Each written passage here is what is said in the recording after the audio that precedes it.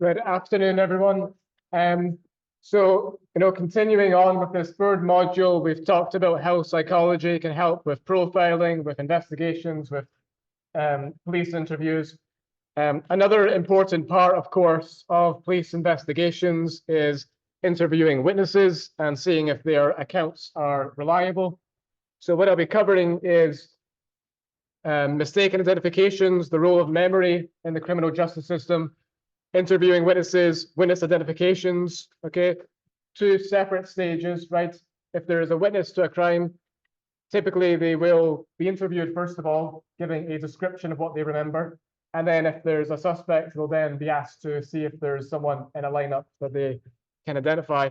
And then we'll talk about some issues to do with expert witnesses. And by the end, you should be able to give some recommendations for the criminal justice system in terms of how to get the most reliable memory accounts from witnesses, okay? The interview approaches, the approaches to setting up a lineup and so on to make sure it's most likely to be accurate. I want to play a video for you first of all. Hopefully it works okay. The sound didn't seem great when I was testing it, but we'll give it a try. But what's happening here is there is a focus group. Well, they think they're a focus group. In fact, they're participants in an eyewitness study. They're out for lunch. And during this, there's going to be a staged crime that they think is real. And then there'll be witnesses to this. And also we can test everyone's hearer's memory at the same time.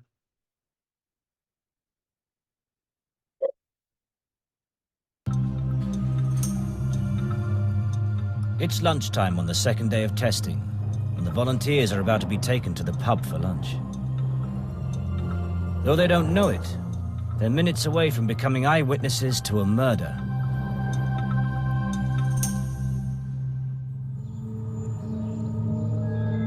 All they know now is that the railway is a pub near the studio that serves food.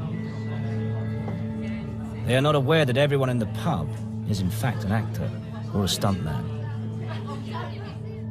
and that their every move is being secretly recorded.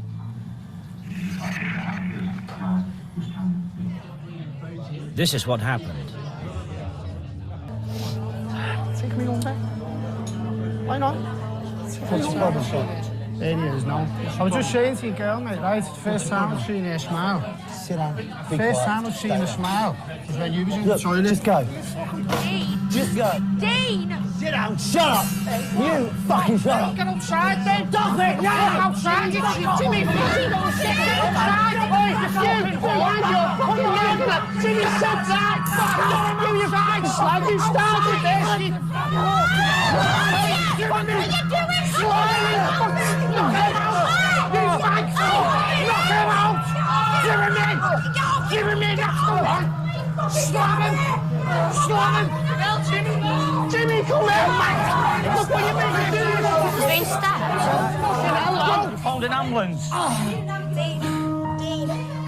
Yeah, phone an ambulance. Bleeding. Yeah, I need an ambulance. Dean, don't leave me. Don't leave me. I don't know what to do. Someone help me. I don't want to go up there. Dean. What happened? Where are you? Someone call an ambulance. Yeah, don't leave. Get off me. Calm down. Just don't move him. Don't move him. Right, we're not moving him. Don't leave him.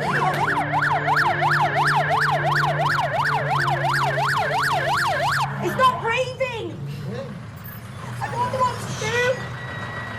He's not breathing. Who stabbed him? The guy in the yellow?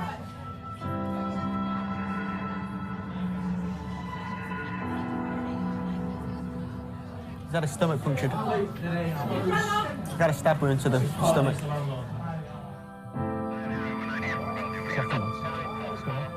1864 Alpha. Yeah, we're stage 6 at the railway. Yeah, we've got a male. He's got a puncture into his abdomen. On my count, 1, 2, 3. Our volunteers are now eyewitnesses. The police are handling this crime like a real case.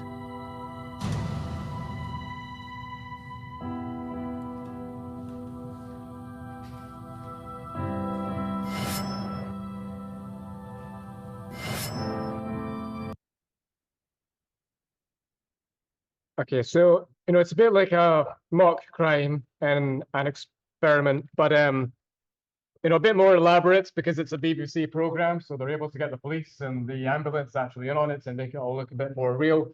I'll make it a bit simple for you. So they were given these options at the end of the video.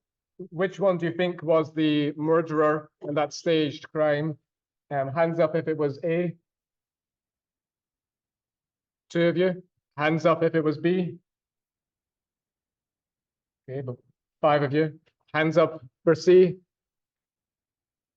Okay, and more, about maybe 10 or more. Okay, and well, some of you seem very unsure then. Is that right? Okay.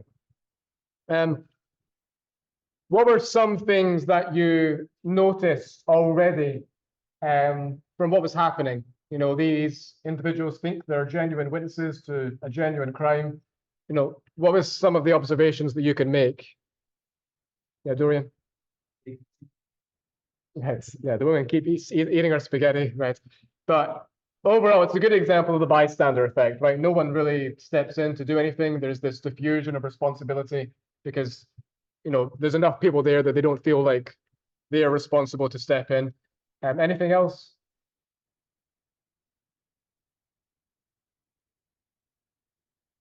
Well, before they're even called by police for questioning, they're already talking to each other, right? Someone asks someone, did they get stabbed? The other one asks, who was it? The one in the yellow? They're already asking each other questions. And already that's going to then, taint their testimony going forward, right? Because they won't just be reporting what they remember, but also what they heard other people saying, what was said to them, and so on. Okay, so the next part then is being interviewed.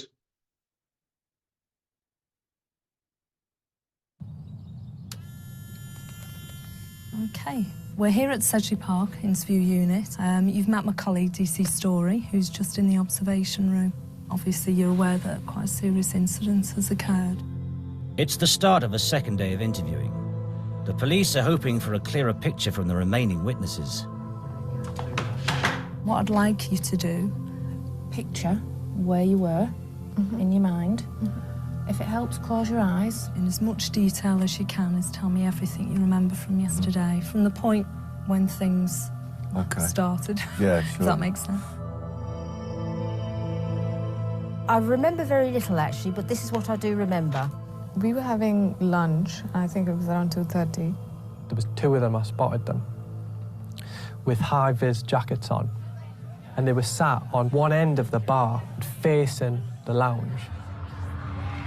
While not everyone remembers what happened before the fight, It is all a bit of a blur, to be honest. everyone recalls what happened once the shouting started.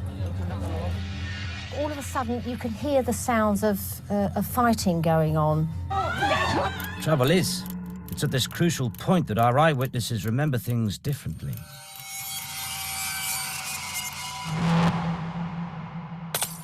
In the process, a glass was sort of like knocked off the bar and what have you as they were pushing each other. There was a few glasses thrown. And then it sort of led to sort of fist fighting and sort of all over the place, really. And There was no punching or anything going on. It was just one guy on top of the other one rolling around. One of them threw the other against the bar. the guy in the high-vis jacket was just standing over this other guy kicking him, and he wouldn't stop kicking him. And then I heard somebody shout he'd been stabbed. I actually said to the person next to me, oh, I don't think he's actually been stabbed, they were just fighting. Shortly after that, somebody got up and goes, I stabbed him. I stabbed him. I don't know who had a knife, if anyone. I don't know who stabbed him, if anyone. I have to say that I don't know who was stabbed. Okay. So I don't know if it was the first guy that was stabbed or the guy who was with the fluorescent jacket guy. By this time, the gentleman who shouted that I stabbed him, he got up. And while this commotion was going on, he just kind of like left. He didn't run. And the other two guys just got up and ran out the pub. So I'm guessing that's not really very helpful. Okay, what's some observations then about the questions being asked, about the responses? Well, what did you think about the questions? Were they open-ended or were they leading? Yeah. I think they wanted to get a true reaction. They didn't want to lead them with the leading questions, so they went into like a true belief. Yeah, they seem pretty inviting, pretty open-ended. What about the responses from the witnesses? Yeah.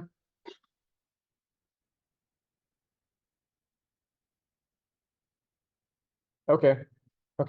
Yeah. There was a lot of inconsistencies overall, right? But also a lot of honesty, actually, that they weren't really that sure what was happening. Okay, I'll now show you the final stage, which is the lineup. I'm sorry about the volume. It's at max, and I tried all of the speakers, but hopefully the closed captions will help.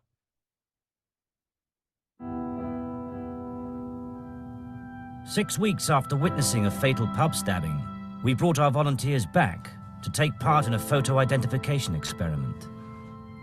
In the studio, we placed 10 photographs, 3 of which are the actors from the pub fight: the murderer Gordon, his accomplice Jimmy, and the victim Dean. The remaining faces were of a selection of males completely unknown to our witnesses.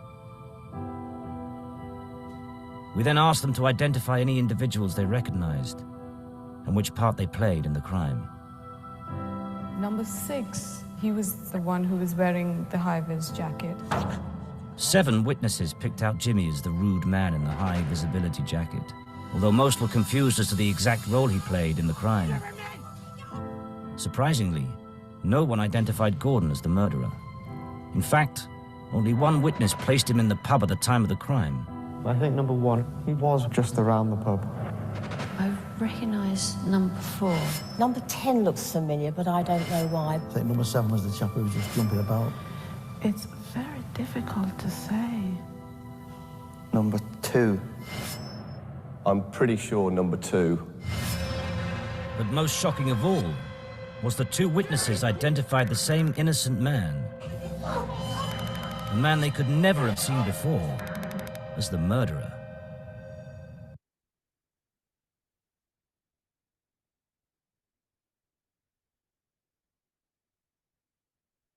So it was B, about 5 of you, right, were correct in that.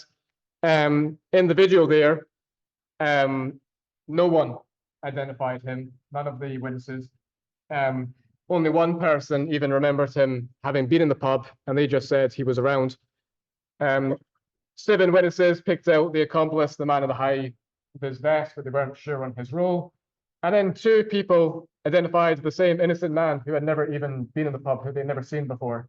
Okay, so overall, not very good evidence over the reliability of eyewitness testimony. And so what I want to do in the lecture today is talk about whether this is a fluke or whether it's a reflection of actual eyewitness memory, and whether eyewitness memory can actually be trusted in genuine investigations. Now, what I'll begin with is talking about false memories, okay? And then we'll talk about why false memories might occur. So there are false memories for even very well-known, talked about events. So in July 2005, there was a terrorist attack in London that involved the bombing of the number 30 bus. 3 months after this event, a survey was given out around London asking people if you remembered watching footage of the bombing, of the bus exploding. 28% said yes, they remembered watching that video. Impossible, no such footage exists. There is no video footage of the bus exploding. Similar to this, a year after 9/11, a survey was given out across the US asking Americans if they remembered watching footage of both planes crashing into the towers on that day of 9/11. Now, 9/11 is one of those days that, you know, for those who were old enough, they remember where they were when they heard the news and so on.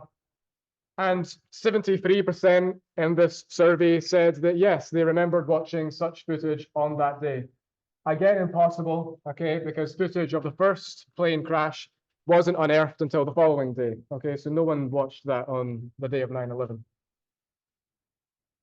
maybe somewhat similar to this, in New York City, there was a sniper shooting on a school. And a few years later, about 5 years later, researchers visited the school to ask children what they remembered. This included children who hadn't even been at the school, okay, during the event, and a significant number of children who hadn't been at the school during the attack reported having been there and reported what they had seen, okay? Obviously, this was based upon what they had heard from people who had experienced the shooting, okay? Now, the latter example is an example of a source monitoring error, okay? When one doesn't correctly attribute the source of a piece of information. You know, was it something that you imagined or something you experienced? Was it something you heard in the news or something from a friend? And we know that young children are more vulnerable to this type of error than adults. But in this case, it seems as though they made this part of their own autobiographical memory, even though they weren't there, just from hearing about it from other people. Yeah, Dorian?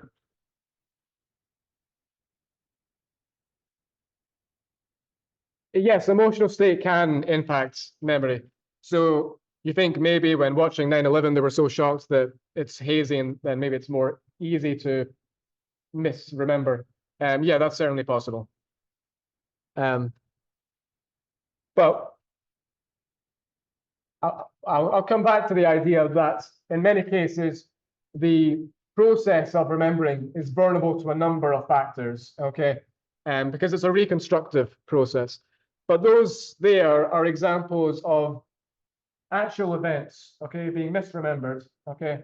But what about planting entirely false memories, having someone believe something that didn't occur at all, okay, rather than just misremembering it? So there's a well-known study by Elizabeth Loftus, known as the Lost in the Mall study.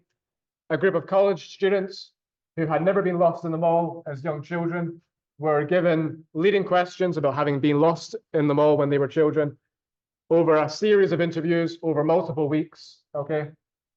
By the end of the experiment, so after multiple interviews over being given highly suggestive questions over having been lost in the mall when they were children, 40% of them now said that they had indeed been lost in the mall as children and could describe the event in detail, okay? This research design has been replicated multiple times. So for example, researchers at the University of Tennessee had college students misremember nearly drowning when they were young children.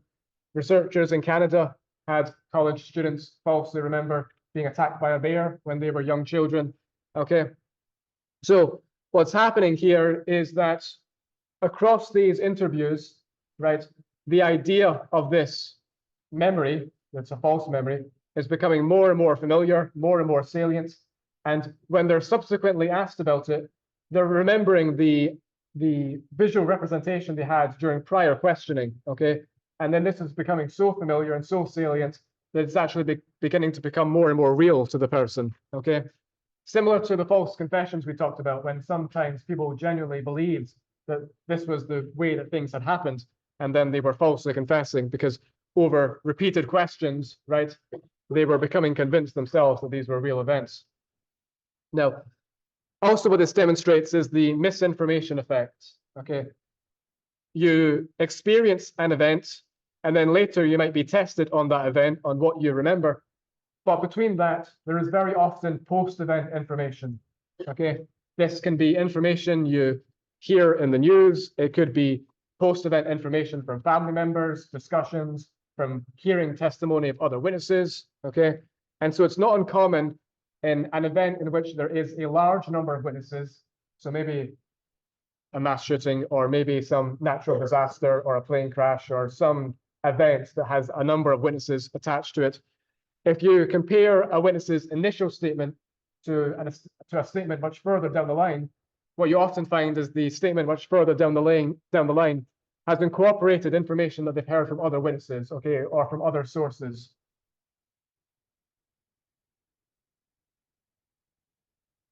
Now, what I would argue further, because memory, it's not like a video camera. You don't just record something and then store it and then play it back exactly as it occurred, okay? when you remember something, it's a reconstructive process. You have to reconstruct that event in your mind, okay? And that process is vulnerable to a number of factors, okay? The way it's asked, the question, the post-event information, a whole bunch of other factors that we'll get to. But what I would argue is that most memories you have are not actually memories, okay? At least not memories of the original events. They're memories of memories, or in some cases, memories of memories of memories, and so on, okay? You're recalling last time you remembered it. You're recalling last time you had this visual representation in your mind. And that's why it's so easy to plant false memories from family conversations and family photographs. Again and again, these things plant false memories, that people become convinced that they can remember this family event because they've heard it discussed multiple times with family members. They've seen family photographs on the event. And so it all becomes more and more real, right? I mean, I imagine you can all, relate to this yourselves. If I think back to my original memories, I believe that around age 4 is when I have my first true memory, right? Something that I haven't widely talked about that I believe is a genuine memory. But if I think further back than that, I have kind of vague memories that I don't really consider actual memories, okay? Because if I think about them more logically, the visual representation doesn't really make sense. And I know that I've heard about this event from family conversations multiple times. I've thought about the event. And then following this, you remember that visual representation and then subsequently again and again until it becomes more and more real. There's an interesting book by Hopwood called The False Memory Archive. It's a collection of false memories that people have written in and given to the writer. So, for example, one of the stories in the book is someone remembers that they played Joseph in the school nativity play. And between scenes, they were bursting for the toilet. And so they had to run to the restroom between scenes. And they were in such a hurry that they were running down the hallway. And then they collided with the girl playing Mary and then had an injury and had to go to hospital. And then he was recalling this memory years later. And his mother corrected him and said, it wasn't the girl playing Mary, it was an older woman called Mary that you collided into, okay? But he has recalled it this way so many times and told the story so many times that that's the way that he remembered it vividly, okay? Colliding into the girl dressed as Mary. Okay, I'll give you another quick demonstration, okay? Just to test eyewitness memory abilities, okay? So I'm gonna give you a few faces here, okay, for the study phase. I'm going to give you just a second or two to look at them, and then later on, I'll see how well you recall them.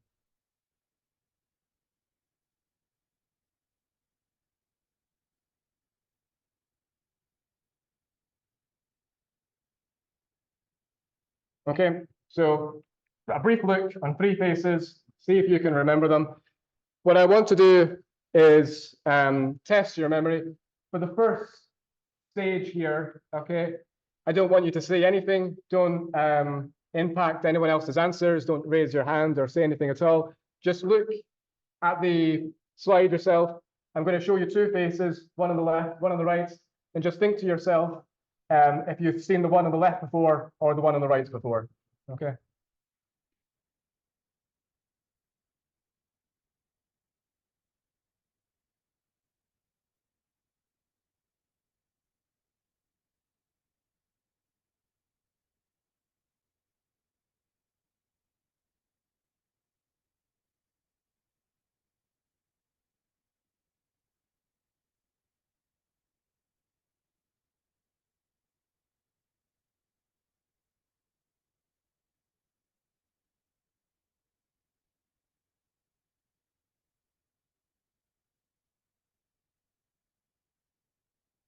Okay, so you did that one silently, just thinking you recognize any of those faces or not, okay?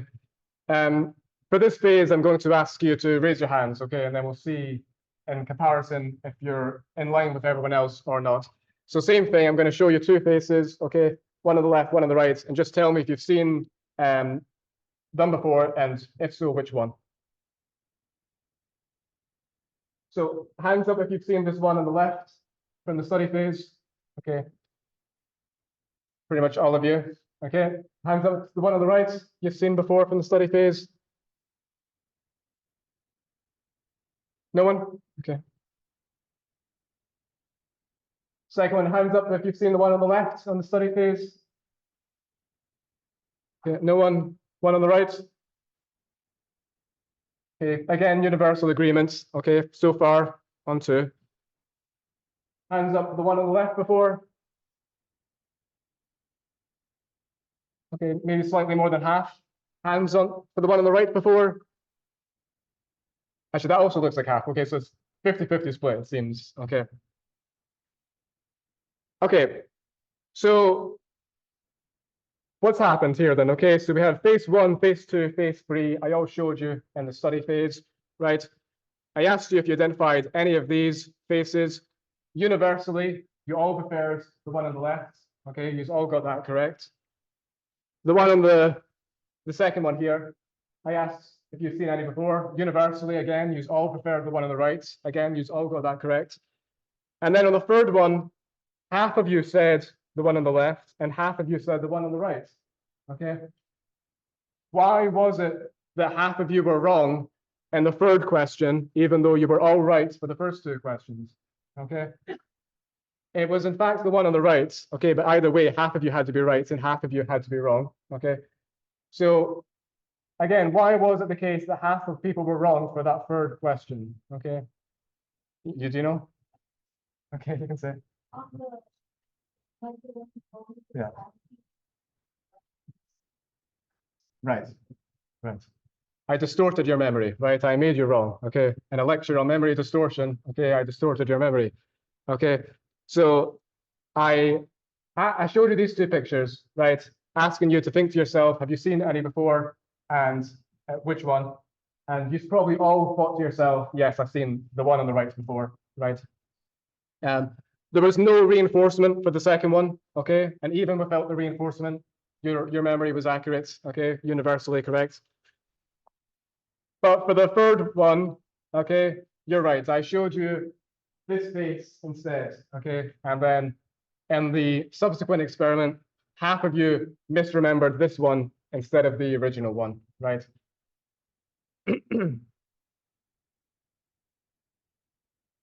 But that's an example of an externally induced misremembrance, okay? I've done something to manipulate, okay, your memory, your account, okay? But can people make mistakes that are spontaneous, that are internally induced, okay, that are not due to manipulation? So in this case, don't write the words down, don't look at your slides, okay? Just look at the words here, think to yourself, and then I'll ask you in a bit to remember what you see.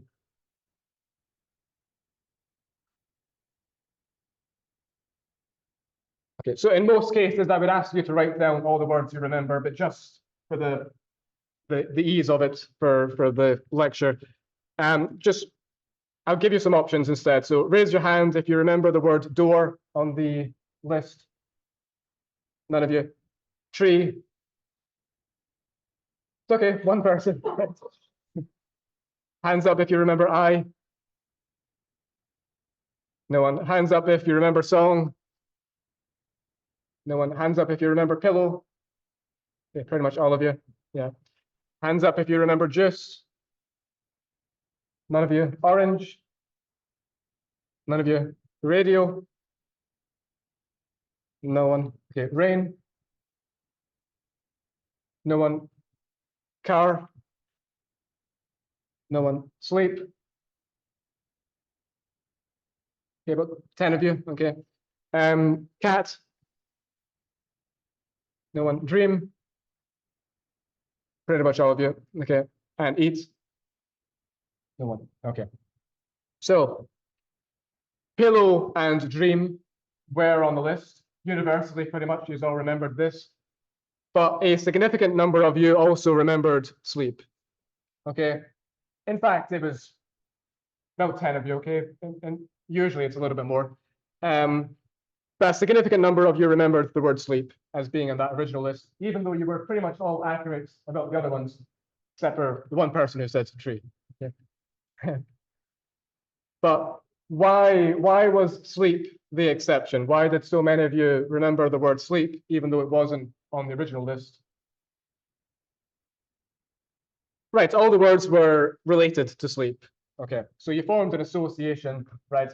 So what Rajija and McDermott have found is that if they ask people to memorize a list of words, and the list of words are all centered around a particular theme, then a significant number of people, usually it's around 40-ish%, misremember the theme also being in the list. So in this case, misremember sleep having been in the list, even though it wasn't on the list. Okay, so this association, okay, has generated a false account, okay, that the word sleep was on the list. Now, to make sense of some of this, I'm going to use the fuzzy trace theory. Now, there are 3 stages to memory, okay? The first stage is encoding. So this is inputting the information. You have to pay attention. You have to watch what it is that's happening. You have to encode that information into your mind, okay? And then the second stage is storing the memory, okay? Having a visual representation in your mind, transferring it to long-term memory, okay? That can be helped through rehearsal and some other techniques, but the second stage is storing the memory. And then the third stage is retrieving that memory, okay? When you're asked to recall it, or when you yourself think to recall it, okay, you're bringing that memory to the surface. Now, what fuzzy trace theory argues is that there are 2 types of information, okay, that you can encode. They go through the same stages, okay? They both are encoded, they're both stored, they can both be retrieved. The first type is gist information. So the gist of a situation, the gist of what's happening, okay? And then verbatim information, the more specific details, okay? So if I was, held up at gunpoint in a robbery, my gist memory would be that there was a man with a gun, okay? And the general setting that it happened in, so maybe it happened in a bank, okay? The verbatim information would be the particular details, okay? The make and the model and the color of the gun, particular details to do with the hostage taker's facial characteristics, maybe particular details about the items in the room, okay, in which the event is happening. And what we find is that verbatim information is harder to recall, okay? But it's more likely to be accurate. It's less vulnerable to a number of factors in comparison to gist information, okay? So in the example I just showed you in the Rajija and McDermott study, unless you have a photographic memory, you can visualize every single word that you saw. So you don't have access to the full verbatim information, okay? You have access to some verbatim information, the words that you remembered. So many of you were relying upon gist information, which is that these words were associated with the word sleep, okay? So gist information is vulnerable to perceived associations, prior knowledge, stereotypes, schemas or expectations, okay? Now, there are 2 types of false memories, okay? There are externally driven false memories, okay? Or suggestion-induced false memories. So those that are a consequence of suggested questions or post-event information, manipulation, okay? Some external factor, some external force, okay, is manipulating your memory, and that's why this false memory is occurring. The second type of false memory is an internally driven false memory. It's not because of any external manipulation. It all happens internally. It's an example of auto-suggestion, okay? It's internally induced. So the fact that, for example, some of you misremembered the word sleep being on that list. Now, in the 4th module, we'll talk about child witnesses more in more detail. But interestingly, if I do this experiment with children, they don't report having seen the word sleep in the original list, okay? Because children are less vulnerable to auto-suggestion or internally driven false memories than adults are. Even though children are more vulnerable to suggestion-induced false memories or externally driven false memories, children are more vulnerable to manipulation, leading questions, post-event information than adults, but they're less vulnerable to auto-suggestion. An example of that is if I give children and adults a video of a bank robbery, they're all watching the same video, and the bank robber has no weapon, okay? And then afterwards, I ask them, if they remember a weapon, the adults are much more likely to report a gun having been held by the bank robber than the children, okay? Probably because they have a expectation of what happens in a bank robbery. They've seen it in movies and TV shows and so on, okay? They know that there is typically a gun, whereas children are less likely to have this expectation. They're less likely to have prior experiences to draw upon, less likely to have established schemas, less likely to have stereotypes and make these associations and so on, okay? Any questions so far on the stages of memory, the types of false memories or anything to do with that?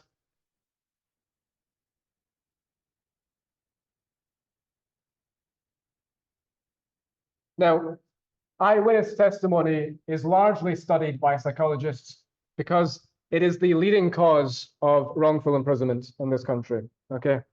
I've told you last time, or when we talked about false confessions, that we have thousands of cases of exonerations in this country. The National Registry of Exonerations has over 3,000 cases. The Innocent Project has alone helped in over 300 cases of wrongful imprisonment. These are people who have spent 10, 20, 30, in some cases more years in prison for crimes they didn't do. And then DNA evidence has been tested once technology has been advanced enough, and they've been told that they're innocent and then being released, okay? What we find across these cases is that in 75% of them, there was a witness who placed that innocent suspect at the crime scene as being the guilty perpetrator, okay? 75% of cases, okay? That means that eyewitness identification is the leading cause of wrongful imprisonment, okay? So that's why it's worth studying, so that we understand when it's reliable and when it's not reliable.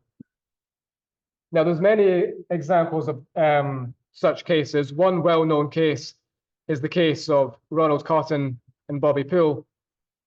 Jennifer Thompson was the young woman who was raped by Bobby Poole, okay? And then when she was asked later on to look at a lineup, she misidentified Ronald Cotton as being her rapist, okay? And Ronald Cotton was convicted based upon her testimony alone and then sentenced to prison. And then eventually it was found that Bobby Poole was the actual rapist and Ronald Cotton was exonerated. Now, in this case, Jennifer Thompson looked at the lineup and the initial identification. Her confidence wasn't that high, okay? She identified Bobby Poole and believed he looked the most like her rapist, okay? And by the time of trial, her level of confidence was much higher. She could point to Bobby Poole in the courtroom and tell the jury that she's 100% certain that that was the man who raped her, okay? And that's not uncommon in these cases, that there is an inflation of confidence when we compare the initial identification to the identification given in court. Problem is the jury often only hears the latter, the final identification made in court, even though we know that if we're comparing both to see which one is more likely to be accurate, the initial confidence is the more likely indicator over reliability. So why does that happen? Well, it might be the case that they become convinced that it wouldn't go this far if this wasn't the guilty perpetrator. Police must be also confident. Police also must have evidence. But also that initial identification actually becomes their memory, okay? That's what they begin to recall. And we know this in this case of Jennifer Thompson, because later in the trial, the police were beginning to think that Bobby Poole might be the perpetrator. And so they arranged for Jennifer Thompson to see Bobby Poole, to see if she would make an identification. But by this point, she'd already identified Ronald Cotton. And when she saw Bobby Poole, she said, no, absolutely not. That's not the man who raped me, okay? So her memory had actually become the man she identified. It had become Ronald Cotton.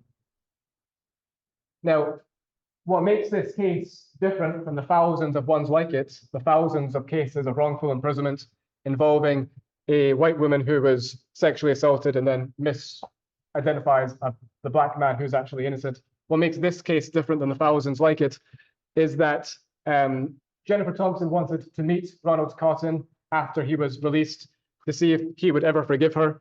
And he did, and they wrote a book together. Okay, it's a very good book that talks about the situation from both perspectives. And then they've given multiple talks together and also done a lot to help make reforms, okay, in the criminal justice system over eyewitness identifications. Another case I want to tell you about is the case of Clarence Elkins. I think out of all the cases I'm going to tell you, this is the most interesting, okay? It's a case that needs a documentary Netflix show made about it, okay? It's a bit disturbing as well, okay? It's a case about sexual assault against a child, okay? But it's a case that raises a lot of really important points about eyewitness identification. So the girl in this case is Brooke Sutton. She's 6 years old, okay? She's staying over at her grandmother's house, Judy Johnson, which she does frequently. And as she's sleeping, she's woken up during the night. There's a disturbance downstairs. In fact, a man has broken into the house and is sexually assaulting and physically assaulting her grandmother and killing her grandmother.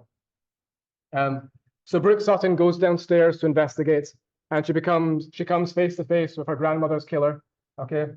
The attacker picks up an object and strikes her across the head, and she falls unconscious. And when she's unconscious, he sexually assaults her as well, okay? She then wakes up in the early hours of the morning. She's naked, and she has blood dripping from the wound on her head. And her grandmother's body is only feet away, okay, who's been sexually and physically assaulted and killed. Brooke Sutton doesn't know many phone numbers, but she grabs her grandmother's phone and she calls the only number she knows, which is a friend from school. The family isn't yet up, and so Brooke Sutton leaves a voicemail. The voicemail says that, please come help me, call my mummy, someone's killed my grandma, someone's hurt me, okay? Someone, okay, being the point I want you to focus on. She's not giving any other information other than it was someone. She then goes next door, okay, knocks on the next door neighbor's house. She's still naked and she's still dripping with blood, okay? And the next door neighbor, a young woman, answers the door. Brooke Sutton tells her what's happened, that her grandmother has been killed and that she's been attacked. The next door neighbor says, wait here, I need to get my kids ready for school, okay? And so she's gone for 45 minutes, okay? Maybe, I don't know, packing kids' lunches, okay? Whatever takes 45 minutes. She doesn't give anything for Brooke to cover herself with. She doesn't invite her inside. She doesn't call an ambulance, okay? Brooke Sutton's left on the doorstep for 45 minutes, still naked, still dripping with blood. And then 45 minutes later, the next door neighbor reemerges, again asks what happened, and then wants more details over who it was that did it. So she asks, what did he look like, okay? Brooke tells her that he had a mustache, like my Uncle Clarence, who she knows as having a mustache. And then the next door neighbor says, I'll drive you to your parents' house, okay? And so she takes Brooke in the car, she drives her to her parents' house, she drops Brooke off, and then she tells the parents, Brooke tells me she's been attacked by her Uncle Clarence, okay? And then she doesn't stick around for questioning, the next door neighbor leaves, okay? So the parents, of course, need to investigate this. They drive to Judy Johnson's house, and tragically they find that, you know, Brooke's grandmother is dead, okay? And so they call police. And so police come to interview Brooke over what happened, and immediately she tells the police that she was attacked by her Uncle Clarence, and her Uncle Clarence killed her grandmother, okay? So the police go to Clarence Elkins's house, and they arrest him for sexually assaulting his mother-in-law and murdering his mother-in-law, and for sexually assaulting his niece. He thinks it's all going to be sorted, okay, because he maintains he's innocent. Moreover, his wife, Melinda, was with him during the time of the attack, so he has an alibi. But then at trial, the prosecution goes ahead with Brooke Sutton's testimony. She's a convincing witness. She can point to Uncle Clarence and say that he's the man who attacked me, he's the man who killed my grandmother. Now, this is a close family. They spend a lot of time together. They visit frequently. They go to family gatherings and barbecues and so on. She knows her Uncle Clarence. How on earth could she be wrong about him having attacked her and her grandmother? And so Clarence Elkins is convicted and sentenced to life in prison without the possibility of parole, based upon this testimony and this testimony alone, okay? There's no evidence that ties him to the scene, no evidence over why he would want to do this. And furthermore, he has a wife who has an alibi for him. But the prosecution believes she's trying to protect him. And so this might be where it would otherwise end, but his wife, Melinda, never gives up. She, first of all, knows he's innocent because she was with him, but also she knows that he's not the kind of person who would do such a heinous crime. And also it's her mother who's been killed, and she wants justice for her mother. She wants the actual perpetrator to go to prison. Now, eventually, Brooke begins having nightmares over the event, and what she remembers in the nightmares is the face more clearly of the attacker, the eye color, and it's not the same eye color as her Uncle Clarence. And so she recants the accusation and decides that it wasn't her Uncle Clarence. So the family go to the prosecutor, Michael Carroll, who's the one with the authority to drop the charges. But he's not convinced. He believes that the girl has been, pushed into recanting by the family, pressured into it. But by this point, it's a few years later, and so there's been some advancements in DNA testing. So Melinda Elkins knows that DNA was found at the crime scene on Judy Johnson's underwear, semen left behind at the scene. And so she asks Michael Carroll if he'll do DNA testing, okay? His response is, we can do DNA testing, but you're paying for it. It'll cost $50,000, okay? The family, of course, doesn't have this money, and so that's not an option.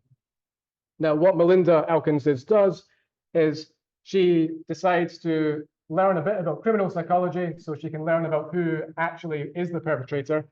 It's a disorganized crime, okay? So what does that tell you that might be useful? It tells you that the perpetrator likely lives nearby. It tells you they likely have a history of criminal behavior. So she begins looking at the local registry for sexual offenders, okay? And then she begins contacting all of these individuals from the sexual offender registry, and she arranges to go on dates with them all, okay? So probably doesn't take much convincing, right? These are sexual offenders, it's before the day of Tinder and so on.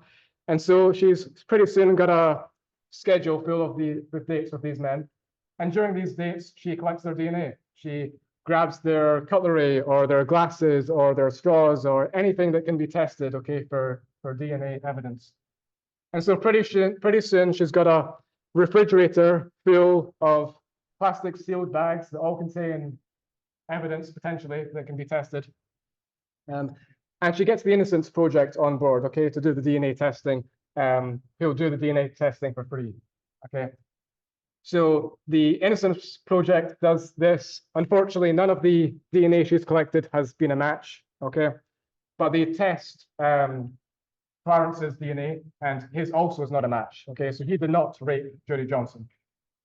So they go to Michael Carroll, the prosecutor, with this, again, hoping that he'll drop the charges, okay? His response is, well, maybe when the jury were looking at the evidence, they contaminated the evidence, and so it's no longer really very reliable.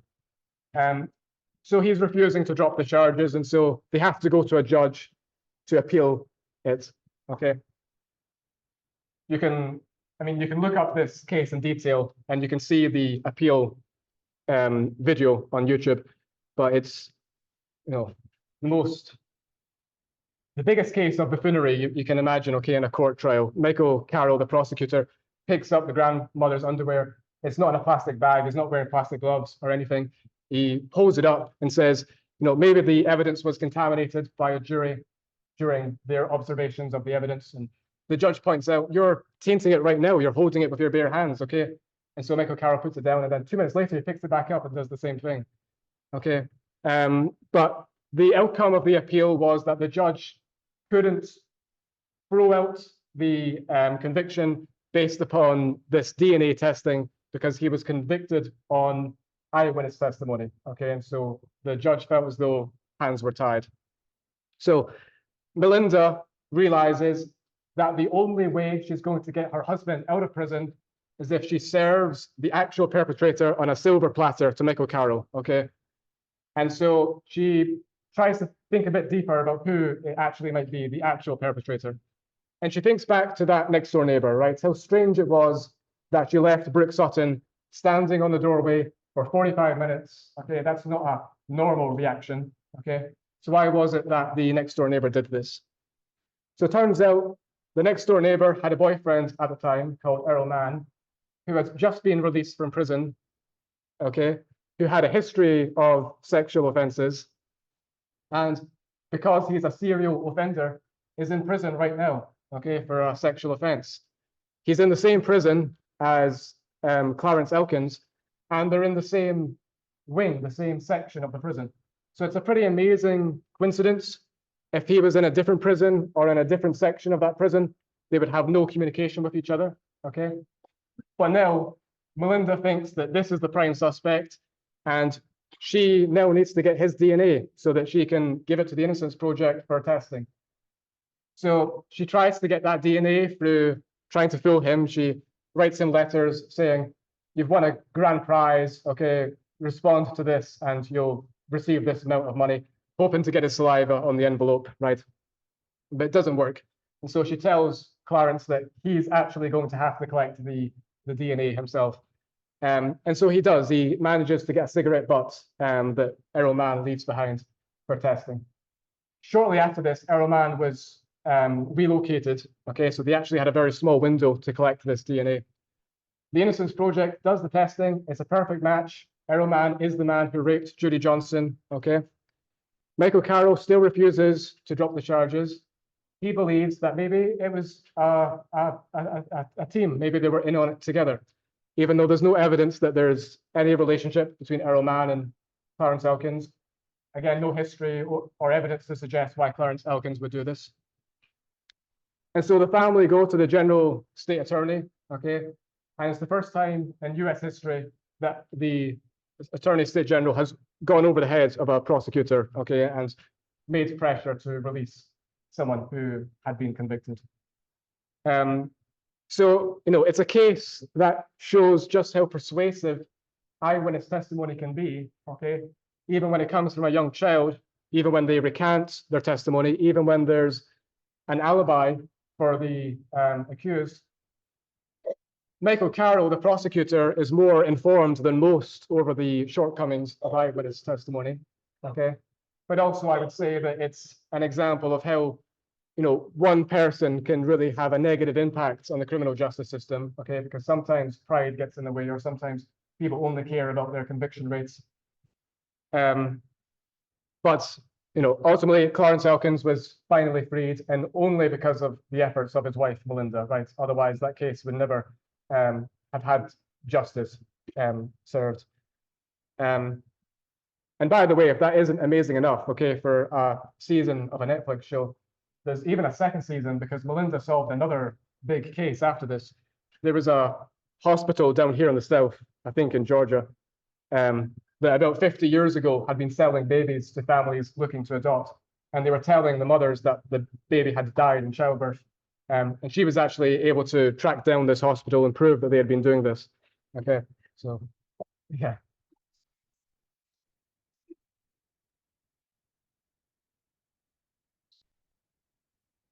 No, so you're right that probably the next door neighbor was largely responsible, right, for convincing that child that Clarence Elkins was the attacker, because the initial phone call, right, to the voicemail was that someone attacked me. It was then to the next door neighbor, someone with a mustache, like my Uncle Clarence. And then by the time the next door neighbors dropped Brooke off to her parents' house, suddenly it is Clarence Elkins. Okay, so something's happened during that conversation, but by that point, Brooke seemed to be fairly convinced that it was her uncle. Yeah, any other questions on that case? Yeah, Dorian?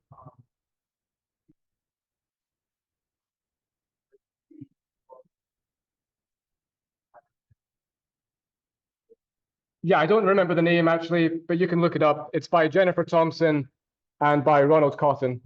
Okay, I can also double check the name, but the name just escapes me. Yeah. He was in prison about 6.5 years, Clarence Elkins.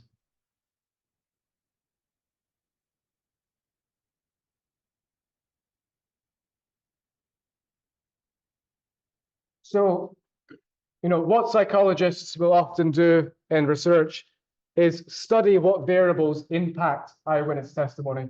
You know, which ones make it less likely that it will be accurate or more likely that it will be accurate. And there's two types of such variables, okay? There's estimator variables, those that were present during the encoding and during the storage of the memory. So when the actual event was occurring, so for example, whether it was at nighttime or daytime, whether the witness was sleep deprived or whether they were under the influence of alcohol or some other factor that's present at the actual time. Now, obviously, nothing can be done about this factor after the fact, okay? All we can do is estimate what impact it might have had on memory, on encoding ability. The second type of variable is a system variable, those during the retrieval phase, so the interview format, the questions that are asked, okay? The variables that are in control of the investigators, okay?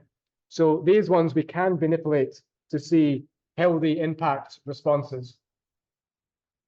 Now, in research, we are able to investigate the impact of both. We could do a study that looks at an estimator variable and, for example, maybe two groups of participants, they all watch the same crime scene, okay? But in one condition, it's at nighttime. In one condition, it's during the day. And that's the only factor that's different. Everything else is the same. In that case, we have an estimator variable being investigated to see if that impacts responses, right? To see if one group on average is different in their responses versus the second group.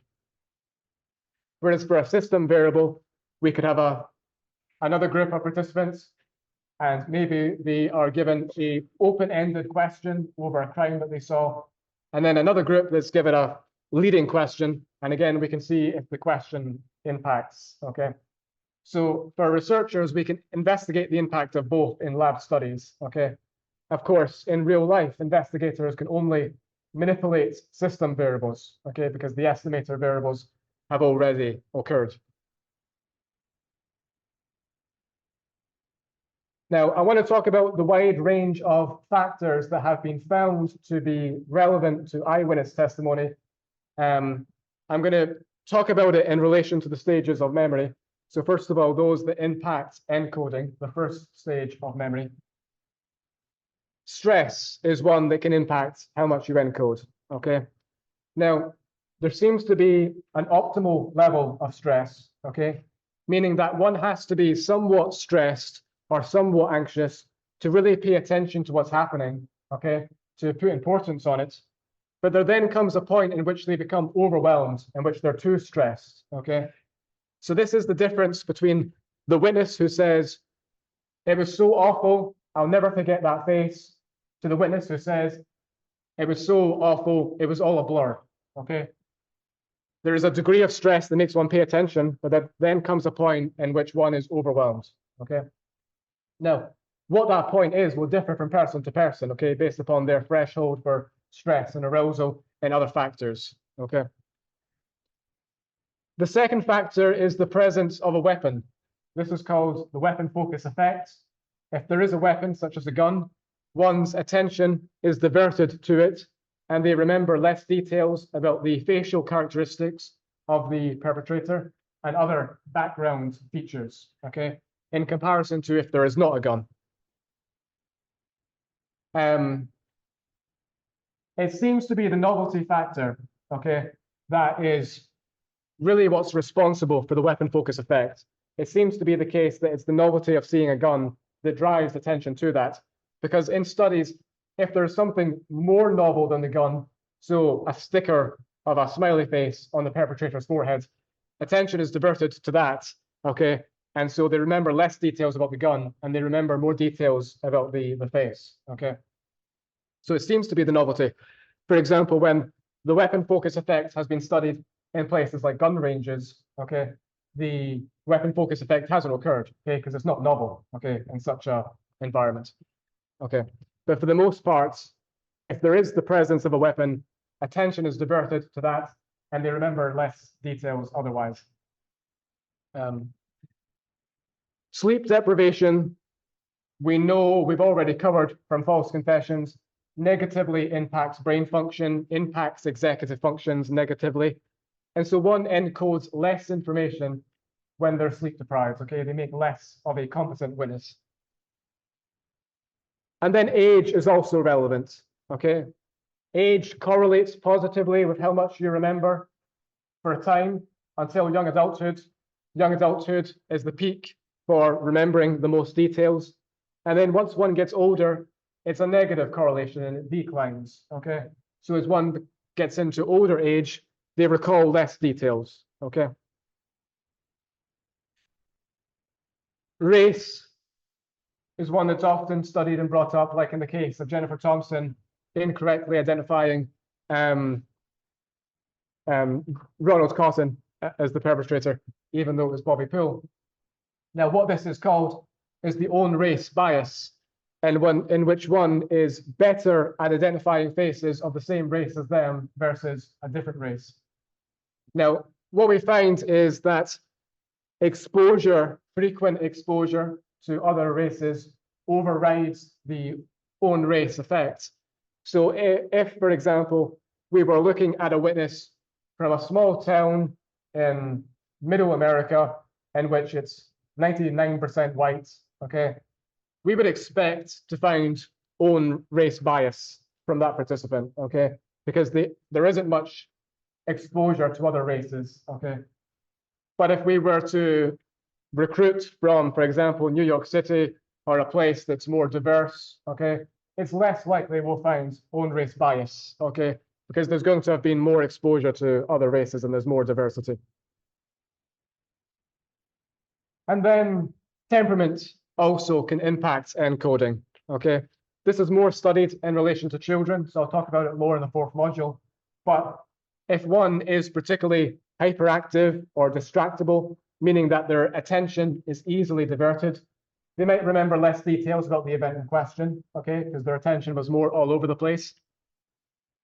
Emotionality, because if they're more emotional by nature, more easily upset, okay, more easily stressed, then they might be more easily overwhelmed than the typical person is, okay, so that's going back to the impact of stress. And then introversion, shyness, social anxiety, these also seem to be relevant factors, okay? Introverts are worse at identifying faces than extroverts, okay? In part because maybe they're less likely to maintain eye contact, and so there's less information there that they're encoding in the first place. But also, much like the research on the own race bias, it's likely the case that one becomes better at identifying faces once they've had more exposure to more faces, okay? And so if one is less sociable, if they're more introverted, then it's likely the case that they have had less exposure to more faces. Shyness, social anxiety, probably more tied to the fact that one is less likely to look at one in the eye, and so there's actual less physical characteristics to remember because they encoded less in the first place. Yeah.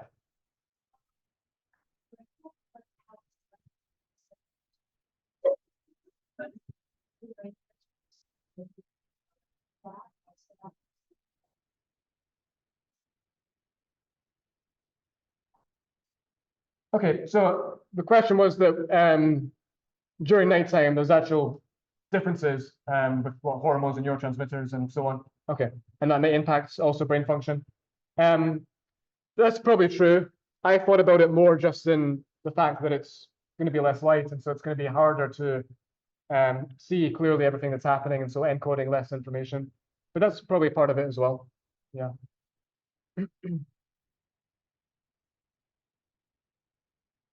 And then the second stage of memory is storage, right? Post-event information can impact storage. We've looked at some examples of that already. So also this could be, for example, suggestive questions, right? Information from the news, other witnesses, an example being the Lost in the Mall study. But also delay. What we find is that memory worsens over time. You know, how much you remember decreases over time. And so one should be interviewed as quickly as possible after the event in question, okay? The longer the break between the event and the interview, the less that they'll remember on average because the memory deteriorates. And then lastly is retrieval, right?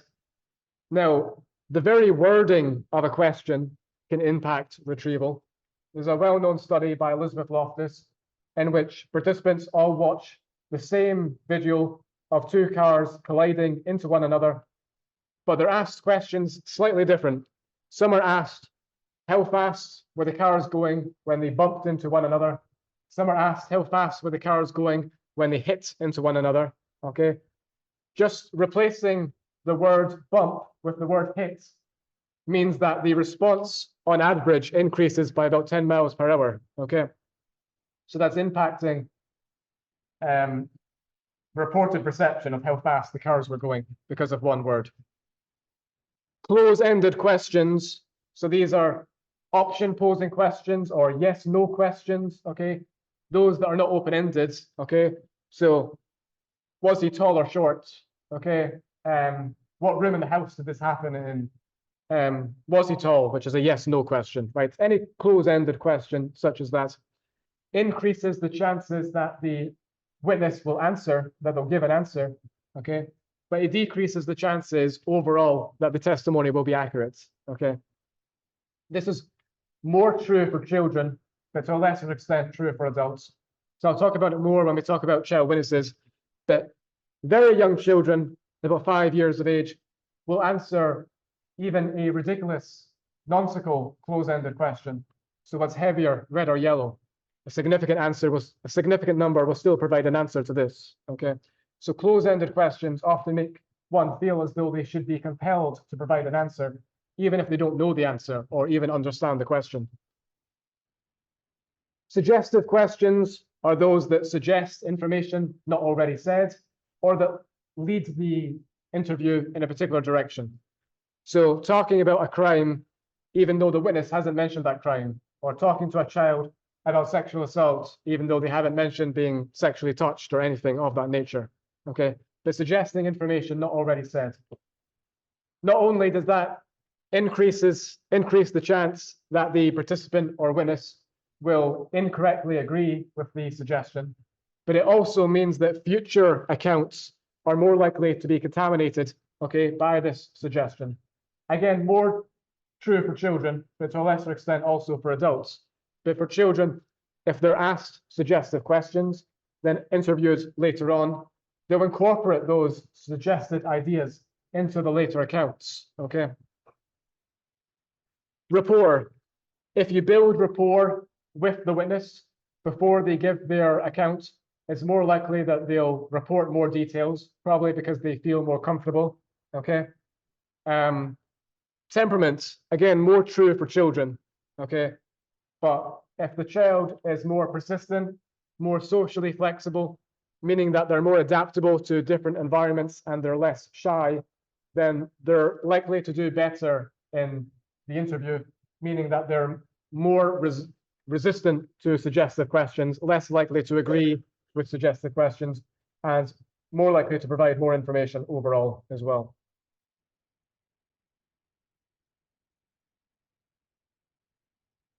And then another factor that can impact retrieval is the procedure, the interview format that's used by police to get the account from the witness.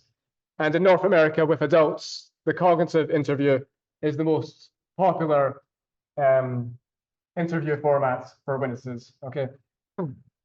Now, what the cognitive interview includes is 4 memory retrieval techniques that individually have all been shown to increase the amount of information a witness will give, okay? Now, importantly, the cognitive interview increases the amount of information a witness gives. It doesn't increase the overall accuracy, okay? But that can still be a good trade-off for police because, for example, let's say a witness remembers 2 things, okay, and they're both correct. Well, that might not be very helpful if they don't open up avenues for further investigation. Whereas maybe with the cognitive interview, now we have a witness who remembers 8 things, and maybe 6 of them are right and 2 of them are wrong, okay? Yes, the accuracy is no longer 100%, it's now gone down, but there's no more things that they can pursue looking for alternative leads and interviewing other witnesses about, and it increases the chances that something will give, okay, through this. So what these techniques are first of all, reinstating the context. So trying to widen the memory accessibility you have by trying to get back into that frame of mind. So maybe you were mugged at 4 o'clock, it was a Friday. Well, what were you on your way to do? What were you thinking about? You know, what was your kind of feeling at that time? What do you usually do at that time?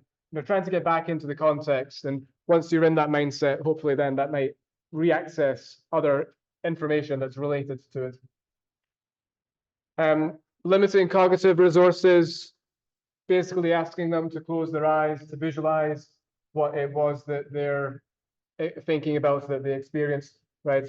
Lessening cognitive demand. Reversing order. So trying to get, you know, first of all, you might ask what happened in sequence, and then you might ask, well, now tell me what happened last, and then tell me what happened before that. You know, just trying to shuffle up the order again might mean that a new piece of information is given that wasn't given the first time. And kind of the same idea behind changing perspectives.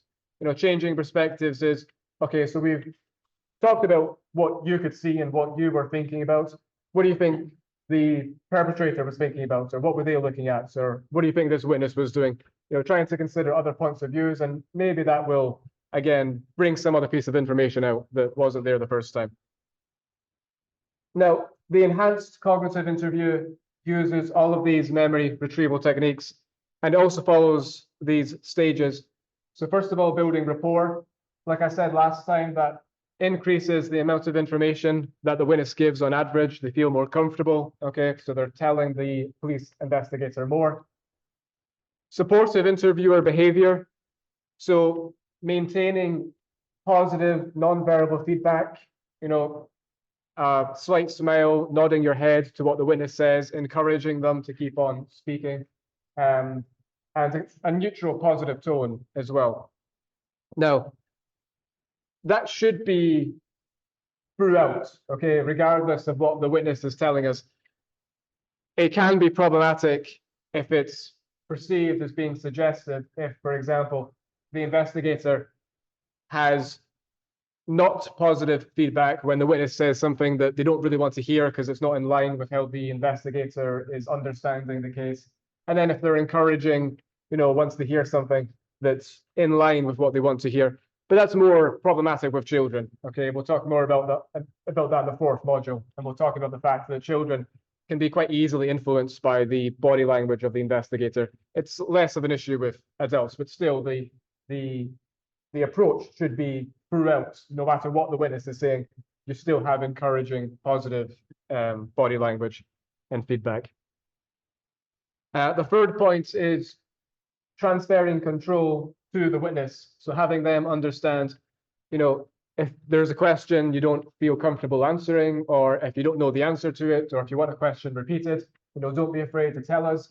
Don't be, you know, guessing here. If there's a question you don't understand or know the answer to, okay, just tell us. Okay, you're the one who has the information. Focused retrieval, asking open-ended questions. Okay, tell me more about that. Tell me what happened. Okay, rather than close-ended questions. Did this happen or did this happen? Okay, or leading suggested questions, trying to avoid those and only give open-ended. And then lastly, witness compatible questioning. So basically keeping on track with what the witness is talking about. You know, if the witness begins mentioning the perpetrator's clothes, their shoes, for example, then you should continue asking about all the other clothes that the perpetrator was wearing, because that's what the witness is thinking about right now. So you should exhaust that before moving on. You know, if the witness brings up the color of the perpetrator's sweatshirt, you shouldn't then move on to a completely different topic, okay? You should exhaust one topic before moving on.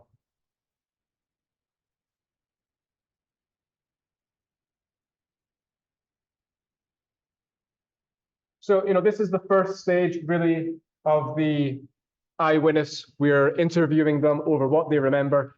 And what we're gaining here is recall, right? It's the amount of information that they can provide in an interview And what we find is that adults typically remember about 7 descriptors about a perpetrator or a target. Okay. Hair color and color of clothing being some of the most common descriptors. Okay. Now, in a lab study, what this would mean is that a participant watches a video of a mock crime, and then afterwards they're interviewed over what they remember about the target in the mock crime, the perpetrator for the mock crime, as if they're actually watching it, right? Or it could be a live mock crime. So maybe, the participants are in the video we watched, right, the BBC documentary, it was a live mock crime inside the pub that they were in, but it could be somewhere else, right?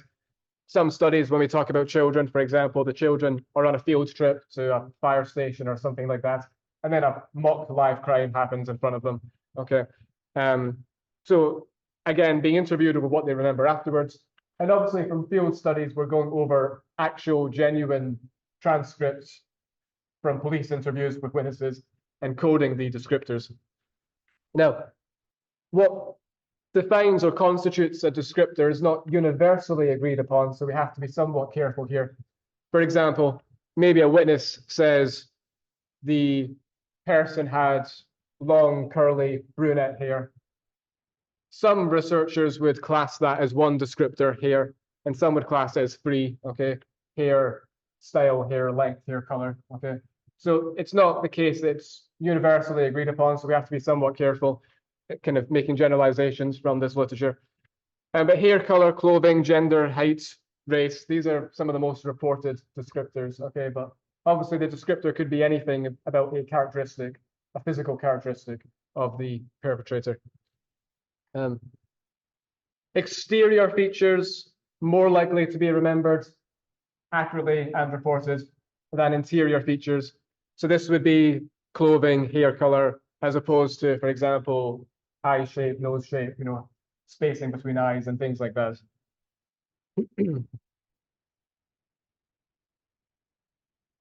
So that's the first stage, interviewing the witness, getting memory recall. And then if a suspect is identified, the next stage would be a lineup, right? Which would be testing recognition. Do you recognize this person? Now, I want to tell you about a case, first of all, that highlights some problems that can arise from a lineup. And then we'll talk then about what the best practices and what recommendations are that should be followed. So in 1957, in the small town of Sycamore in Illinois, a 7-year-old girl called Maria Ridolph was kidnapped. The only witness was her best friend, 8-year-old Kathy Sigmund. They'd been out playing together. It was about 7 o'clock in the evening. A young man came up to them, asked if they would like piggyback rides. He introduced himself as Johnny. Kathy declined, but Maria said yes. And then during this, Kathy went home to get her mittens. And then when she returned, both Johnny and Maria were gone, and no one would ever see Maria alive again. A few months after this, Maria's body was found about 100 miles from Sycamore, Illinois. And Johnny, of course, was the prime suspect, and Kathy Sigmund was the only witness. She was asked for a description in 1957 from police. Her description was that he was between 25 and 30 years of age, that he had long blonde hair, and that he had gapped teeth. Okay. Over the next few months, she looked at hundreds and hundreds and hundreds of photos in various lineups. Okay. And nothing really ever happened. Okay. There was never a serious suspect who was ever identified in any of these lineups by Kathy. In fact, she only ever made one identification, and it was someone known to be innocent by the police. It was what we call a foil. Okay. So nothing happened. And then about half a century later, a man called Jack McCullough, who had been a teenager at the time in Sycamore, Illinois, his mother died. And on her deathbed, supposedly, she said to his 2 sisters that Johnny had kidnapped and killed, that Jack, rather, had kidnapped and killed Maria, and that his parents had covered it up. It's only the mother and the sisters, okay, in the room. The sisters don't report this immediately, but after Jack's father passes away, they then decide to go to police with the information. And so police then reopen the investigation, but 55 years later, it's 2012. And Kathy Sigmund, 55 years later, is given a photo array of pictures from 1957. One of them includes Jack McCullough, okay? And the other 5 are high school yearbook photos from 1957 in Sycamore, Illinois. Now, Kathy Sigmund did, from this photo array, highlight Jack McCullough and say that that was Johnny, the person she saw 55 years ago. And then based upon this identification, and this identification alone, Jack McCullough was convicted, okay? His family believed he was innocent. I'm talking here about his daughter and his son-in-law. And so they petitioned the FBI through Freedom of Information requests to release some information from the original investigation, okay? Turns out the FBI had investigated Jack back in 1957 and found out for sure that he was innocent, okay? He had been in Rockford at the time for some training center. We know he was there. There's witnesses who could place him there. This was back when you needed an operator to connect phone calls. He had made a phone call from the town, asked the operator to connect him to his father, asking his father to pick him up, and his father had driven to pick him up, okay? There was concrete evidence. And there's a good book called Piggyback by Geoffrey Dean Doughty that lays out the timeline and makes it clear how he couldn't have done it. Actually, when the case, when Jack was convicted, it was the coldest case ever solved in American history. And so Geoffrey Dean Doughty wrote the book because it's the coldest case ever solved and he wanted to write about it. And it was when writing the book, he discovered actually this person couldn't actually be guilty. And he was released and the state of Illinois declared him innocent. But despite this, Kathy Sigmund still thinks that that's the person that she saw 55 years ago. She's still convinced, okay, today, that Jack McCullough is Johnny. Now, we can, first of all, ask ourselves, how believable is it that someone can recognize a face that they once saw 55 years ago, okay? But there's other points that would make us skeptical. First of all, she claims that that's the only time she ever saw Jack McCullough, if that was Jack McCullough, okay, who was Johnny offering piggyback rides. It was a small town. The families had a number of mutual connections. Maria's father once hit Jack with his car. It doesn't really seem that believable that she never saw him at all when she was growing up. And when she's being interviewed more recently, she doesn't remember going home for her mittens or a lot of other things that happened. She asked the kidnapper Johnny for the time. She doesn't remember this. She remembers not very many details. She doesn't remember making an identification in the lineup, okay?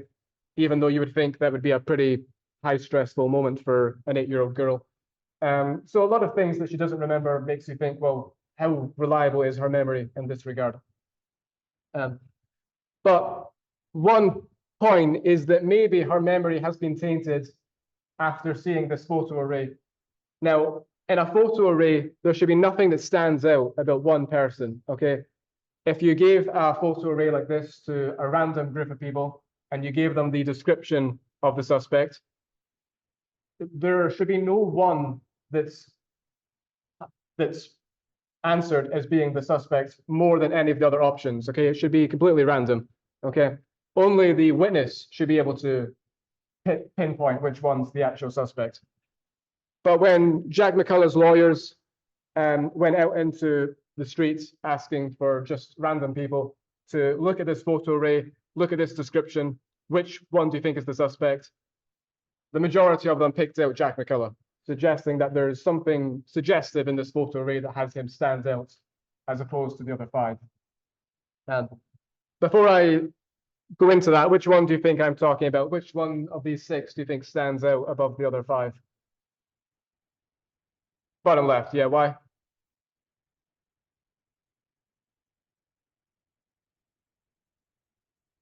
Right. So they're all wearing suits, right? That shouldn't be the case. It shouldn't be the case that only one's not wearing a suit and everyone else is. The rest are all white backgrounds. His is black. The rest are all high school yearbook photographs, okay? His is cropped from a family photograph. So the quality is less good as well. It's, you know, shining off in places. Okay, so that's some arguments over how this particular photo array might be quite suggestive. And then that might have tainted, you know, Kathy's memory subsequently, right? It's hard then to separate the impact from the photo array. Much like in the case we talked about last time of Jennifer Thompson, you know, after seeing that lineup, she became convinced eventually that Ronald Cotton really was the person who had raped her, right? Even though it was Bobby Poole. So in a fair lineup and a valid lineup, there should be no one individual that stands out in any way, okay? They all need to be matched. So this is called avoiding foil bias, okay? Where there's something about one that stands out above the rest. So this could come in many forms. So for example, it could be clothing bias. You know, if only one is wearing a red jumper and the suspect was described as having a red jumper by the witness, right? That would be suggestive if none of the others are wearing a red jumper, or if they're all wearing suits or all wearing the same thing except the witness, except the suspect, right? All of that is problematic. Also, instruction bias is when the police tell the witness that the suspect might be in the photo array or the lineup, okay? What should be the case is non-biased instructions, just asking, is there anyone here you recognize? Okay, the suspect might be there, might not. Ideally, the witness will see multiple lineups, some that include the suspect and some that don't, okay? But if you're actually telling the witness, okay, we have the suspect, okay, see if you can point them out, then that increases the chances that an innocent person will be identified, okay, if the suspect who's been caught by police is actually innocent, okay?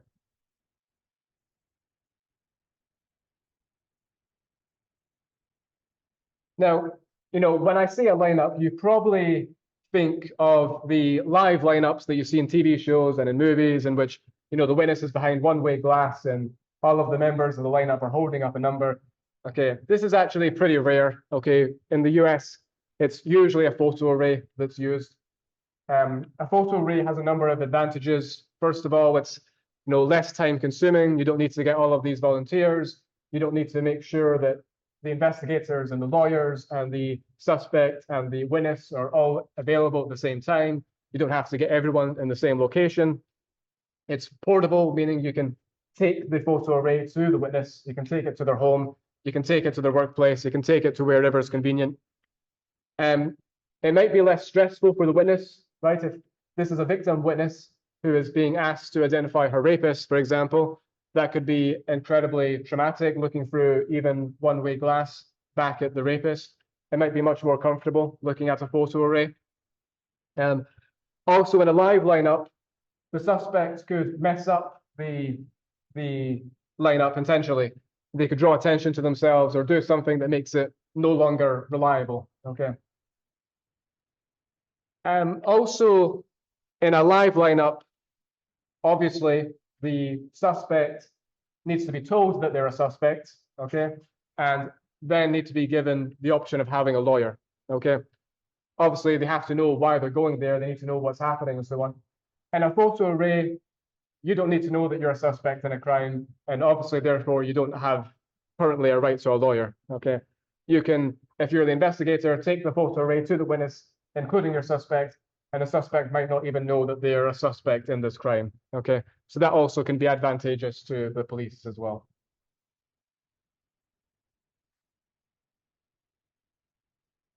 Now, in a photo array, there are two ways of doing this, okay?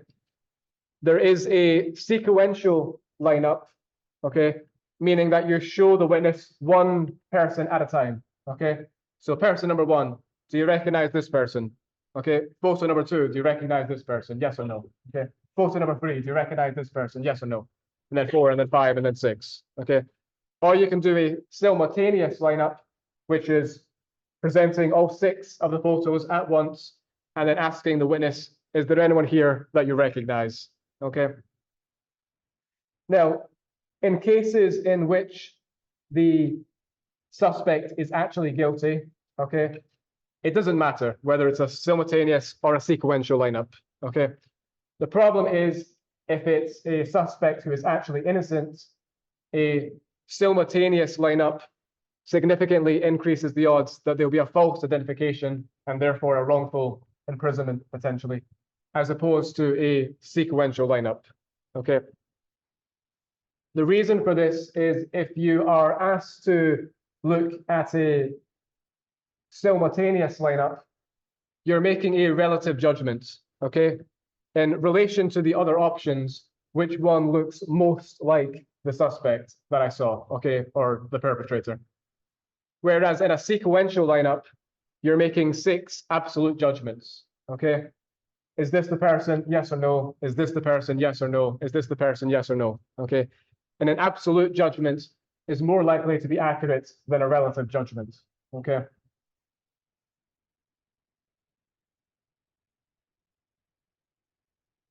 So just to make clear the possible options in a lineup, we have a correct identification, which is obviously when the suspect is in the lineup and they're actually guilty, and then they are correctly identified by the witness. We have a filler identification, which is when one of the fillers, okay, so not a suspect, is identified by the witness. So in a lineup, okay, there will be a suspect who, of course, might be guilty or innocent, and then there'll be 5 fillers, okay? It's not the case that if you're not a suspect and you're in a lineup and someone identifies you, then you could suddenly become a suspect, okay? The fillers are known innocents to police, okay? They're people who have concrete alibis and clear evidence proving that they couldn't have done this, okay? And quite often there are volunteers from the police station, okay? So if the filler is identified, okay, it's not classed as a false identification, okay? It's a filler identification. If it's a false identification, that means the suspect has been identified, but the suspect is actually innocent, okay? It could be a false rejection, which is when the witness says, I don't recognize anyone, but actually the guilty perpetrator is there, the suspect is there, and the suspect is guilty. Or it could be a correct rejection, which is the opposite, of course. No, I don't recognize anyone, and yes, there is no one there that they recognize. The suspect isn't amongst the possible options, okay? Do these 5 possible results from a lineup all make sense? Is there any questions?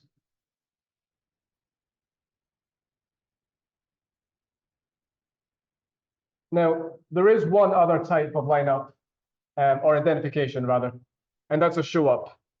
It's more popular in small robberies like shoplifting, okay?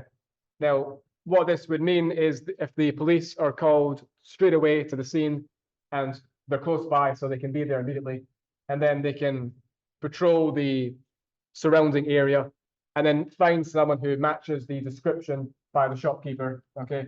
They can then and there take the suspect to the shopkeeper or the victim, okay? And then asking if this is the person. So this obviously is an absolute judgment, okay, which is beneficial, but there is some issues over it, right? First of all, if you somewhat resemble the perpetrator, then just the coincidence that you resemble this person and you're in the surrounding environment might increase the confidence in the witness that you're actually guilty, right? But also, if the police, have this person in the back of a patrol car, or they have them in handcuffs, and then they ask the shopkeeper or the victim, is this the person? It all looks a bit suggestive, right? They're looking a bit guilty because they're in the back of a police car and so on. So there's some arguments here that this sort of identification might be a bit too suggestive, but one benefit is that it's an absolute judgment.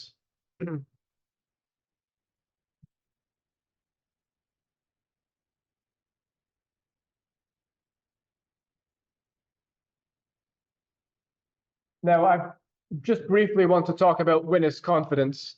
Now, in 1972, the Supreme Court said that confidence should be taken as an indicator over a witness's reliability. But actually, the subsequent research has found much less support for this than you would expect. You would expect that if there are 5 witnesses, for example, and one says, I'm 90% sure that's the person, one says I'm 70% sure that's the person, one says I'm 60% sure, one says I'm 40% sure, and so on. You would expect the person who's 90% certain to be much more reliable, much more accurate than the person who was 40% certain, right?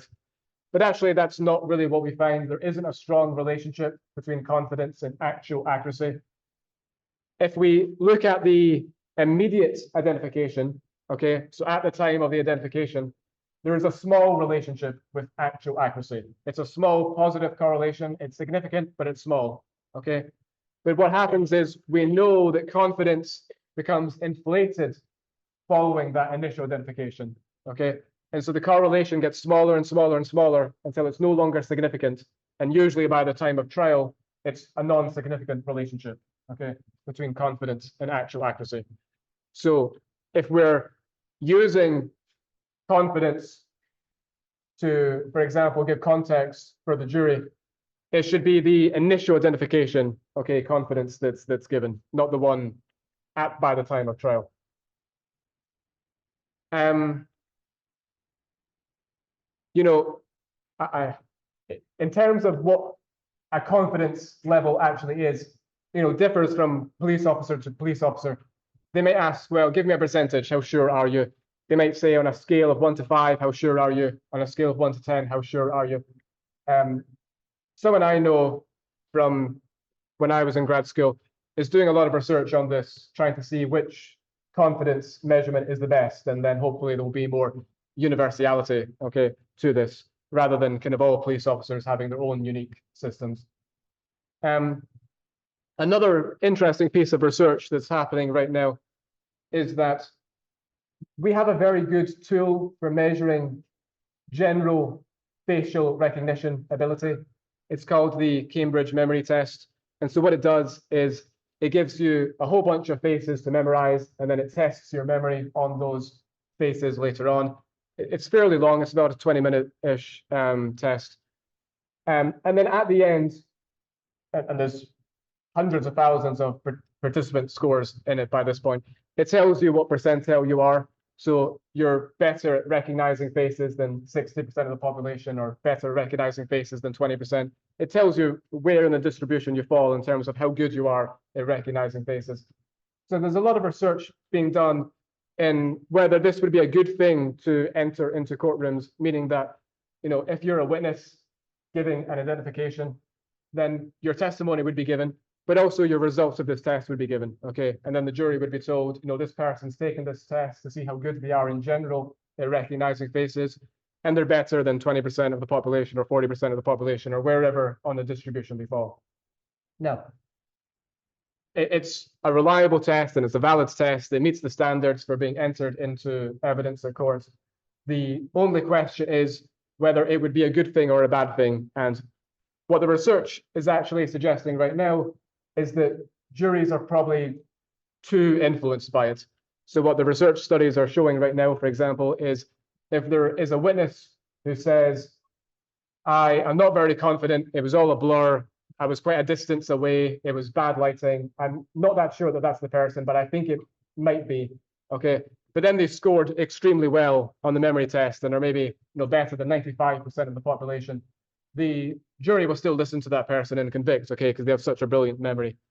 Versus someone who, says, I remember very clearly, it was a prolonged event, I was up and close, I got to see them very well, who's very confident, but who maybe did not very well on this test and is maybe, 45% out. The jury is less likely to listen to that person and exonerate the person or have them declared innocent. So far, it looks like it's going to be more problematic than beneficial. Okay, but the research is still ongoing. But that's one area currently being researched.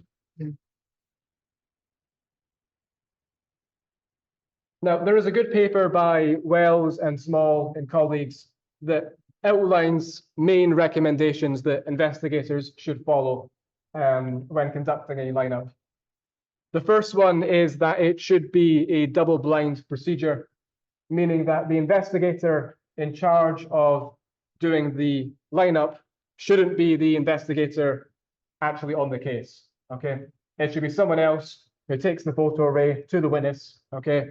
And therefore they can even unintentionally put some persuasion on the witness, and it won't impact, in a biased way, how they set up the photos, for example, the order, right?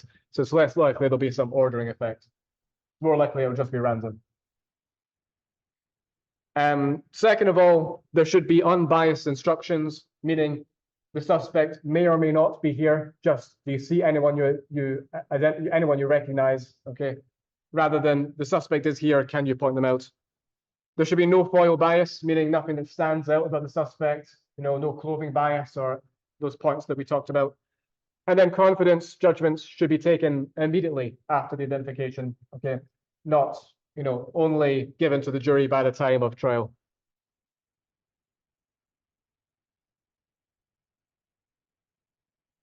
Any questions so far? Now, on the issue of giving eyewitness testimony, what this would mean is that an expert in eyewitness testimony would give a mini lecture to the jury, okay, giving them some information. I've put up on Canvas a really good, I think, example of this. It's about an hour long, but you can check out at least some of it. But it gives a good example of what happens. What happens is the professor will give a general overview of what we know about eyewitness memory, how memory works, what the research tells us about some of the factors that have been identified. So like the ones I ran through with you, sleep deprivation, race and age and weapon focus and so on. And might tell a little bit about how we do this research in academia. And then it would be up to the lawyers to probe further. You mentioned this, and maybe that's relevant to this case. So tell me a bit more about that, okay? And it would be up to the lawyers to then make the arguments, and it would then be up to the jury to, make a decision on whether this applies to this case or not, okay? But certainly the expert witness isn't giving testimony over this person should be believed or not, okay, that this person's memory is right or wrong, okay? It's just a general overview of what eyewitness memory research tells us. Now, because of work by the Innocence Project and so on, telling us that there are issues with eyewitness memory, again, it's responsible for about 75% of wrongful imprisonment. 19 of the states implement jury warnings, and what this means is there are instructions given by the judge, okay, to the jury when there is a witness giving testimony. Just a very quick overview over the idea that there are shortcomings with eyewitness memory and that it's not necessarily 100% reliable. But what's happening is that in many cases, these instructions are replacing the need for an expert witness according to the judge, okay? Because it will be up to the judge's discretion on whether they want an expert witness to testify or not. And in many cases, judges are now claiming that they're expert enough and lawyers are expert enough in eyewitness memory that a psychologist doesn't need to give further information to the jury. But what we find is that when juries do have the opportunity to hear from an eyewitness psychologist, they feel more informed versus a brief instruction from the judge. They feel as though they can make a better decision once they have this further information. But there are some issues with eyewitness experts that are often brought up. First of all, yes, studies do produce some different results, but this often depends upon the factors that are being investigated and how the study is being set up. And I would say eyewitness psychologists are usually very transparent about all of this and saying, you know, this is what these studies have shown. It's up to the judge, it's up to the jury rather, to think about whether this finding, you know, can be applied in this particular case. Okay. One criticism is that most studies use university students. You know, my counterpoint would be that there's no real reason that your memory works different than someone else's just because you're a university student and they're not, right? And in fact, in many cases, if it's psychology students taking part who have taken a lecture like this one, you're probably more likely now to be more skeptical than you were beforehand over eyewitness memory. And so if we're still finding, for example, high rates of confidence and significant findings, it's probably the case that outside this sample, we're more likely to find bigger effects, not smaller effects. Okay. And yes, in some studies, witnesses also view the perpetrator for less time than they do in real life. But again, you know, this information would be transparently provided to the jury, and the jury then would have to use common sense and the other pieces of information being given to them throughout the trial, the other pieces of evidence, to then decide themselves, you know, whether they think this person's memory is reliable. All it is giving them further information.